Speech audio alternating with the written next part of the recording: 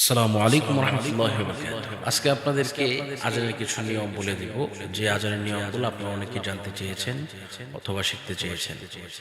অনেক দেশ থেকে আমাকে হোয়াটসঅ্যাপে নক দিয়ে বলেন, হুজুর আপনি তো আজানের ট্রেনিংগুলো দেওয়ানিগুলো খুব ভালো লাগে, তো আমরা নিয়মিত চাই, এজন্য আবারও নিয়মিত আপনাদের সামনে হাজির হয়ে গেলাম। তো ইনশাল্লাহ কথা না বাড়িয়ে আমরা চলে যাই আজানের পর্বে।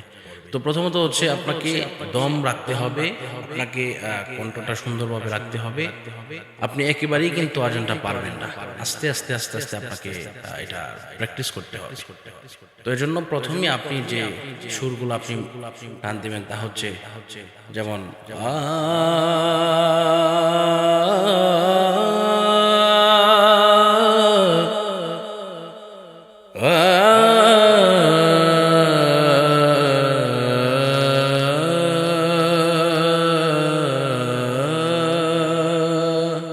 আজানের মধ্যে কিন্তু এই সমস্ত সুরগুলো আছে। এরপর আরো কিছু আছে, যেমন এটা বেশি হয়।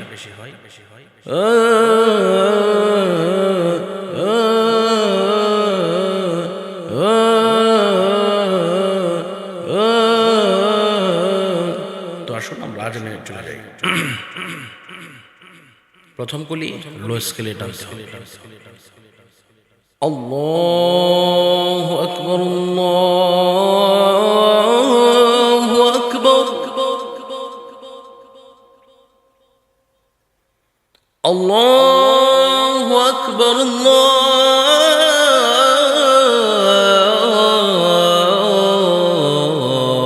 এই যে এখানে এটা যদি আপনি আগের থেকে এই ভাঙাটা আপনি জানেন তাহলে কিন্তু আপনার জন্য সহজ হবে। আর যদি ভাঙাটা না জানেন তাহলে কিন্তু এটা আপনার জন্য সহজ হবে না, সুন্দর হবে না। আমি আবারও বলছি,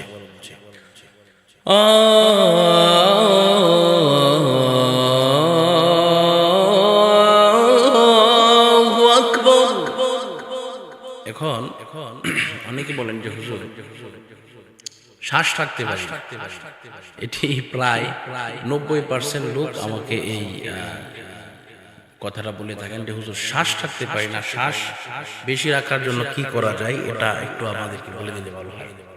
এখন বিষয়টা হচ্ছে শ্বাসের বিষয়টা হচ্ছে আসলে যার ফুসফুস বেশি ভালো উনি বেশি শ্বাস রাখতে পারেন। এখন ফুসফুসের মধ্যে যদি অসুবিধা থাকে তাহলে সেটা তো ভিন্ন বিষয়। তবে হ্যাঁ, আমাদের ফুসফুস কেন খারাপ থাকবে? আমরা মুসলমান, আমরা কোরআন তেলাওয়াত করবো বেশি বেশি। আর বিশেষ করে যদি ফুসফুসের অনেকের ফুসফুস বড় থাকে, অনেকের ফুসফুস ছোট থাকে, এই ফুসফুসটা কিন্তু আপনি বড় করতে পারেন। আপনি হয়তো বা এই কথা চিন্তা করতে পারেন যে হুজুর লম্বা মানুষের লম্বা ফুসফুস বড় বেশি থাকে, খাটো মানুষের ছোট না, বিষয়টা এরকম নয়। আপনি ইচ্ছা করলে আপনার ফুসফুসকে আপনি বড় করতে পারবেন, অবশ্যই এটা আপনার দ্বারা সম্ভব। কিভাবে বড় করবেন? এটা ব্যায়ামের মাধ্যমে। যেমন কিছু ব্যায়াম আছে, যেমন এই যে এইভাবে আপনি ধরবেন, হাতটা ধরে এইভাবে এইভাবে সোজা হবেন, সোজা হয়ে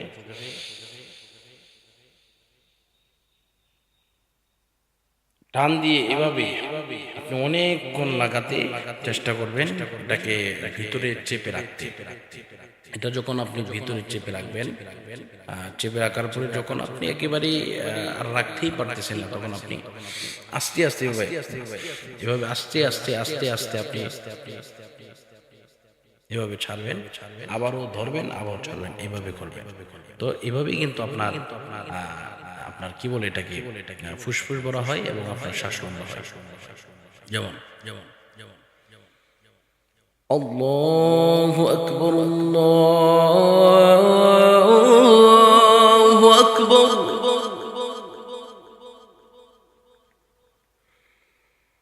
আল্লাহু আকবার, আল্লাহু আকবার।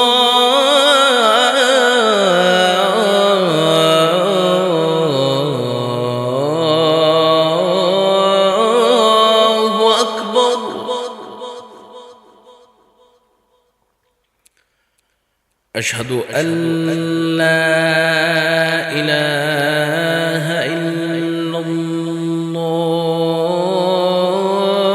এই যে আপনার এগুলো কিন্তু লক্ষ্য করতে হবে। যেমন আপনার হাই থেকে লোয়ে, আবার লো থেকে কি হাই, আশহাদু আল্লা লা, এজন্য এই সুরটা কিন্তু আপনাকে বেশি বেশি কি করতে হবে, প্র্যাকটিস করতে হবে। লা লা আশহাদু আল্লা, মিলেছে কিনা? অবশ্যই। আবার আশহাদু আল্লা ইলাহা ইল্লাল্লাহ।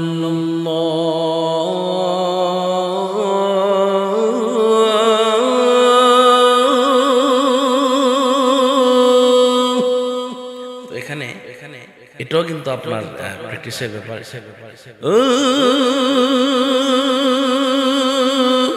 অ্যাম্বুলেন্স কিন্তু শব্দ করে, অ্যাম্বুলেন্সের মতো কিন্তু একটা শব্দ আসে এখানে, তাহলে এইভাবে করে।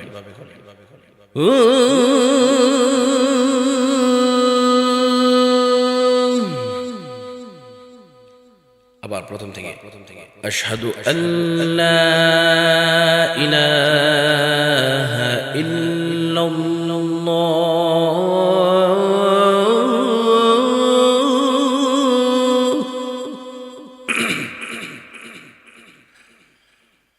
আশহাদু আল্লা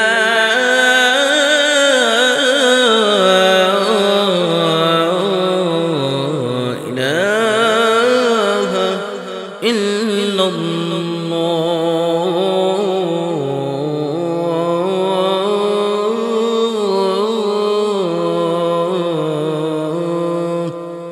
তাহলে বুঝলাম আমরা এখানে অবশ্যই আমরা কি করব, এই ভাঙাগুলো আমরা আগে শিখব। এই ভাঙাগুলো যদি আমরা শিখি তাহলে আমাদের জন্য আজানের সুরটা এটা তোলাটা সহজ হয়ে যাবে, একবারে নর্মাল হয়ে যাবে। এবারে আসেন আরো কিছু বিষয়, তা হচ্ছে উচ্চারণগুলা, আজানের শব্দের উচ্চারণ, হরফের উচ্চারণ, এরপরে লাস্টে যে আপনি দম ছাড়বেন, এখানে আপনার কোন কায়দাতে আপনি ছাড়বেন, এই কায়দাগুলো কিন্তু আপনাকে শিখতে হবে। কায়দাগুলো যদি শিখেন তাহলে কিন্তু আপনার আজানটা একেবারে ফুল ফিল সুন্দর হবে। আপনি সুর শিখলেন কিন্তু আপনার আজানের উচ্চারণ, আজানের শব্দের যে বচনভঙ্গি, এগুলো যদি ঠিক না হয় তাহলে কিন্তু আপনার কোনোভাবে সুন্দর হবে না। চলুন পরবর্তী ইয়াতে। আশহাদু আন্না মুহাম্মাদার রাসূলুল্লাহ।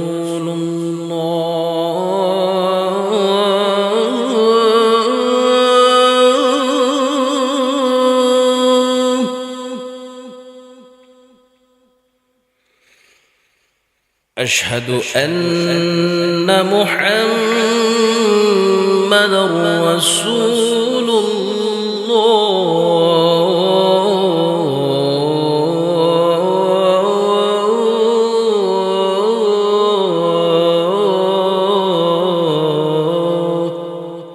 এখানে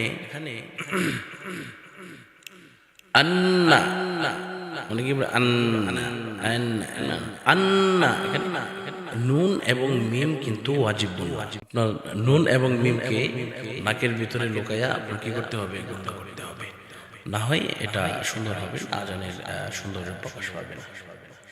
এরপরে আসুন হাইয়া আলাস সালাহ। হাইয়া আলাস সালাহ।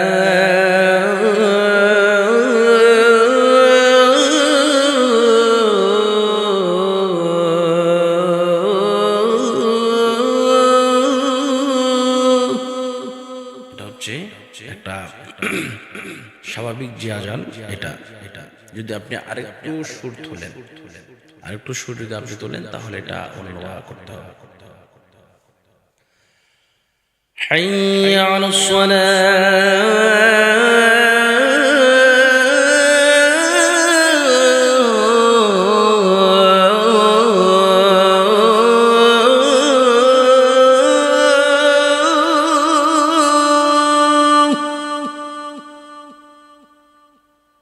এটা হচ্ছে হায়ার, এটা দিলাম। আবার লো স্কেলে দ্বিতীয়টা। হাইয়া আলাস সালাহ।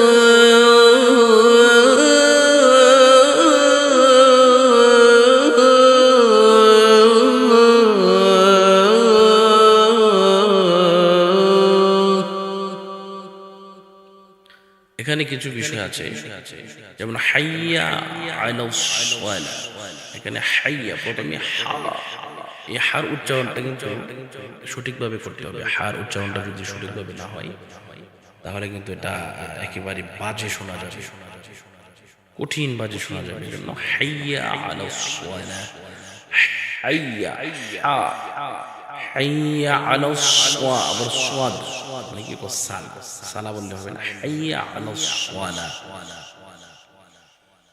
হাইয়া আলাস সালাহ, আবার আইন আছে কিন্তু, হাইয়া আলাস সালাহ, আলাস সালাহ, হাইয়া আলাস সালাহ,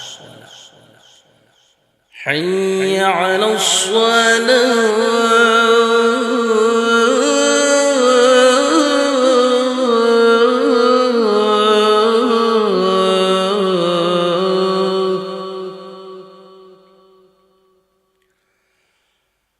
حي على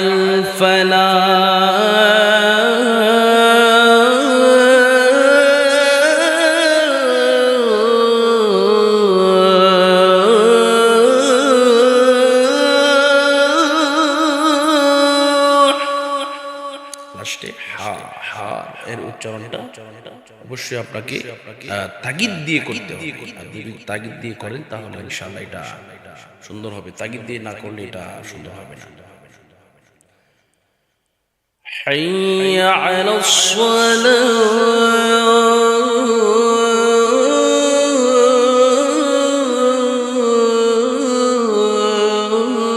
সরি এরপরটা হাইয়া আলাল ফালাহ,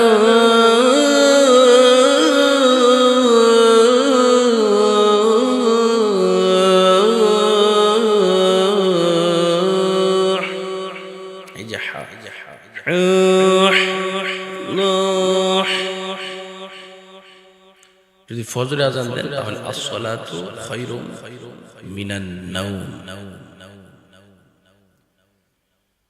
আসসালাতু খায়রুম মিনান নাওম,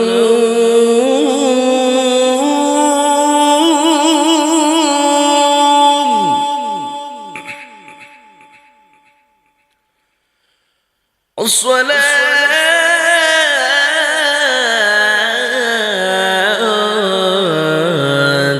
خير من النوم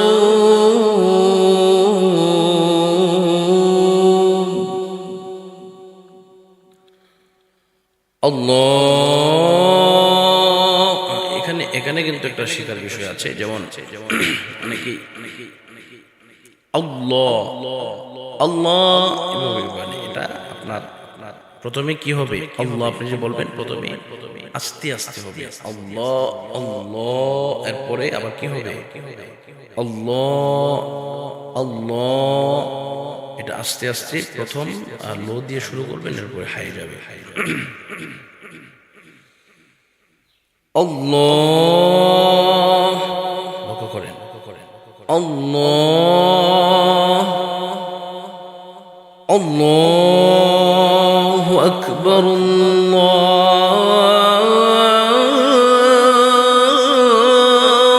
আকবার, বারু একটু চাপা দিয়া বারু এভাবে দিতে হবে। আল্লাহু আকবার, আল্লাহু আকবার, এরপরে আবার লা ইলাহা ইল্লাল্লাহ, চড়াটা লা ইলাহা ইল্লাল্লাহ, এটা কি হবে, এটা হচ্ছে চড়াটান, লা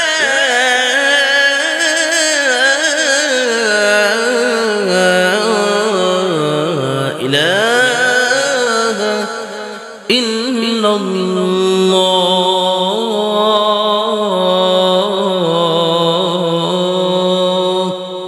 তো আজকে আলহামদুলিল্লাহ মোটামুটি একটা সিস্টেমটা জানিয়ে দিলাম। ইনশাআল্লাহ আগামী কোনো পর্বে আপনাদের সাথে সাক্ষাৎ হবে। সকলেই পর্যন্ত সুস্থ থাকবেন, সুন্দর থাকবেন। আমার এই ছোট্ট চ্যানেলকে যারা সাবস্ক্রাইব করেন নাই, আপনাদেরকে অনুরোধ করব মেহেরবানি করে সাবস্ক্রাইব করার জন্য। আর প্রত্যেককেই ধন্যবাদ জানাচ্ছি যারা আমার সাথে ছিলেন। বিদায় নিচ্ছি। আসসালামু আলাইকুম ওয়া রাহমাতুল্লাহি ওয়া বারাকাতুহু।